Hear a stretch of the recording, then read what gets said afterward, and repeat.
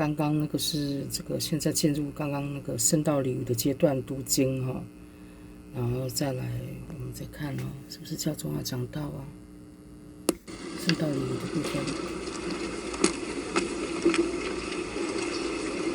读经也很棒。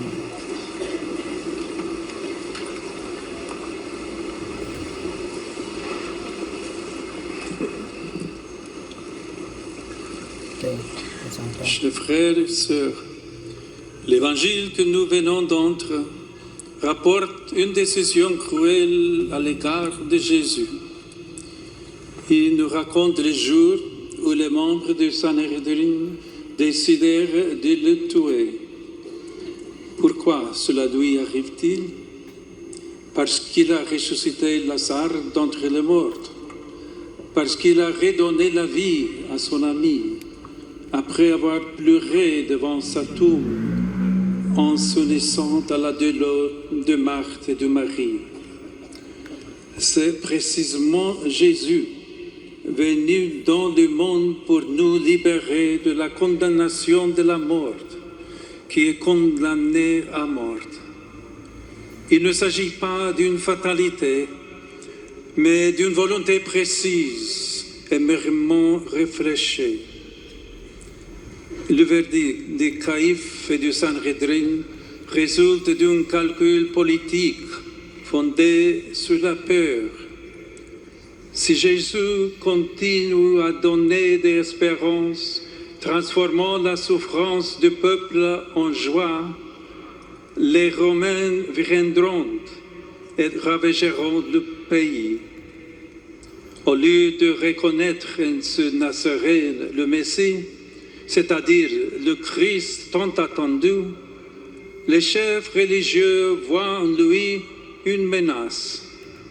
Le regard est faussé, au point que ce sont précisément les docteurs de la loi qui la transgressent. Oubliant la promesse de Dieu à son peuple, ils veulent tuer l'innocent, car derrière le peur se trouve l'attachement au pouvoir. Mais si les hommes oublient la loi qui commande de ne pas tuer, Dieu n'oublie pas la promesse qui prépare le monde au salut. Sa providence fait de ce verdict meurtrier le moyen de manifester un dessein d'amour suprême. Malgré sa méchanceté, Caïphe a prophétisé que Jésus allait mourir pour la nation. Nous assistons ainsi à deux mouvements opposés.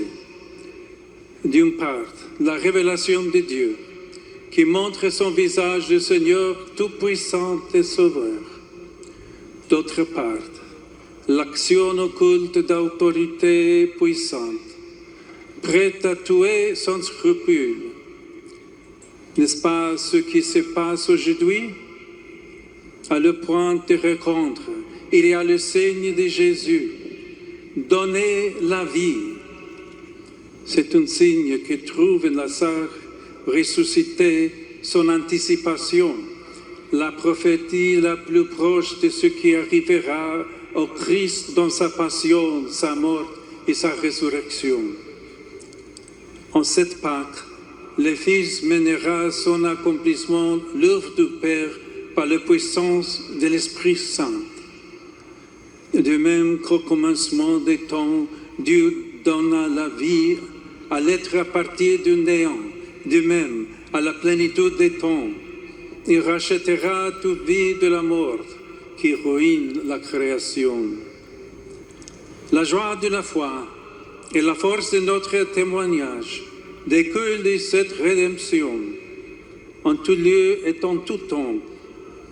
L'histoire de Jésus résume en effet le destin de chacune de nous, à commencer par les plus petits et les opprimés. Encore aujourd'hui, combien de calculs sont faits dans le monde pour tuer des innocents? Combien de fausses raisons sont revendiquées pour les éliminer? Cependant, face à l'insistance du mal, la justice éternelle de Dieu se dresse, qui sans cesse nous délivre de nos tombeaux, comme pour Lazare, et nous donne une vie nouvelle. Le Seigneur libère de la souffrance en suscitant l'espérance. Il convertit la dureté du cœur en transformant le pouvoir en service, en manifestant le véritable nom de sa toute-puissance, miséricorde. C'est la miséricorde qui sauve le monde. Elle prend soin de chaque existence humaine, depuis son apparition dans le sein maternel jusqu'au moment où elle se flétrit, et dans toutes ses fragilités. Comme l'a enseigné le pape François, la culture de la miséricorde repousse la culture du rejet. La voix des prophètes que nous venons d'entendre témoigne de la manière dont Dieu accomplit son dessein du salut.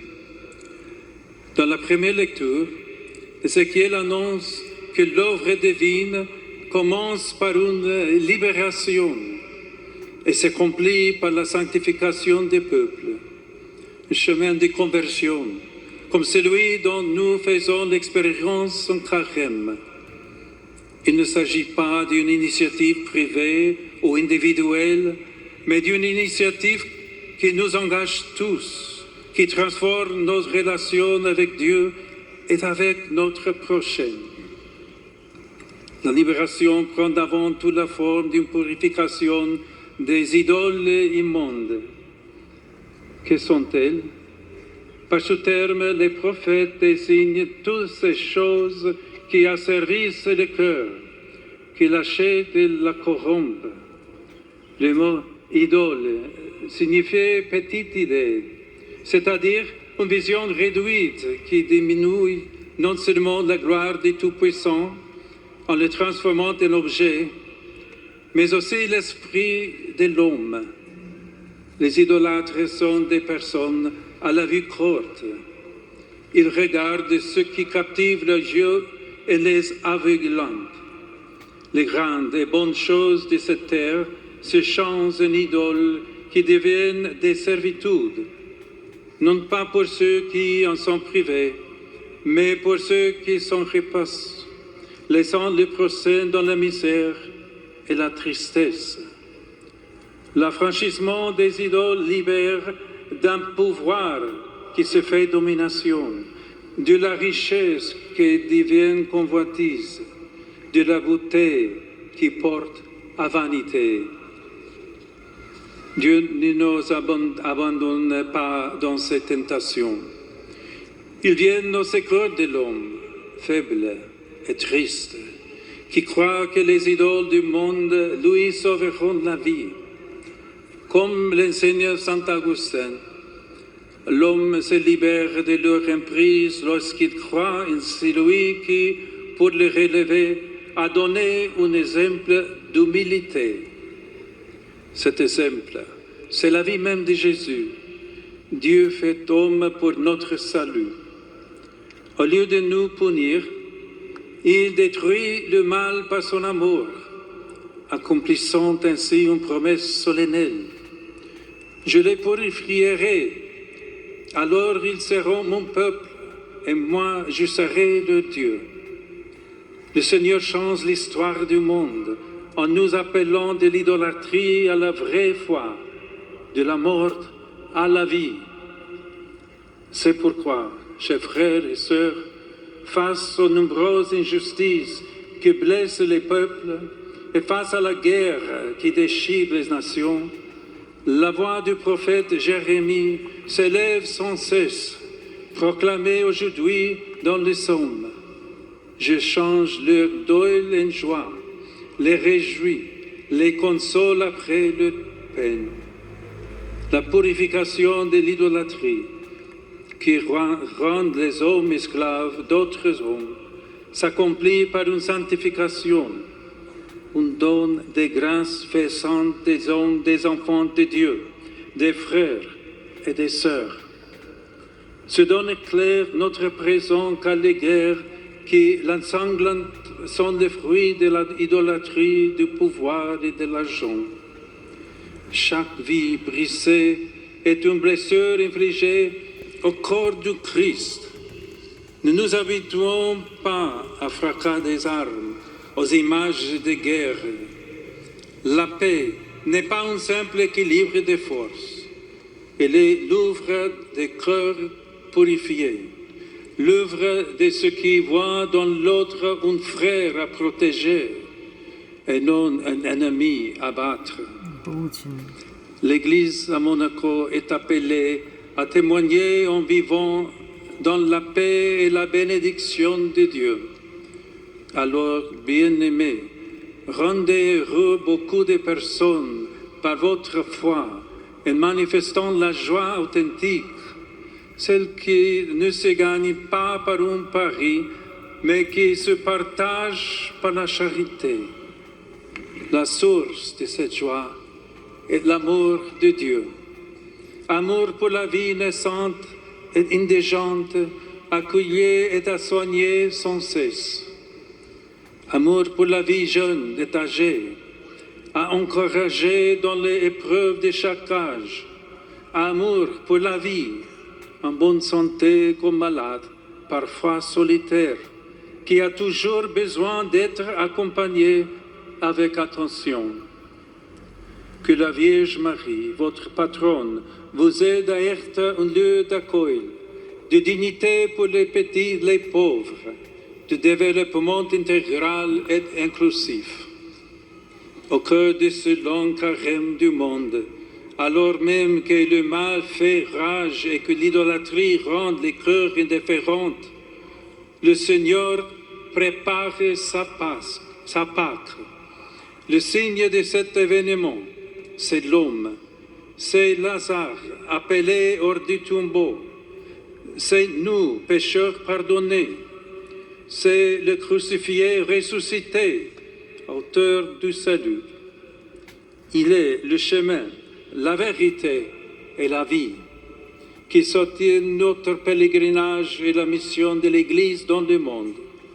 Donner la vie de Dieu, une tâche sublime et impossible sans donner notre vie au prochain. Une tâche passionnante et féconde lorsque l'Évangile éclaire nos pas.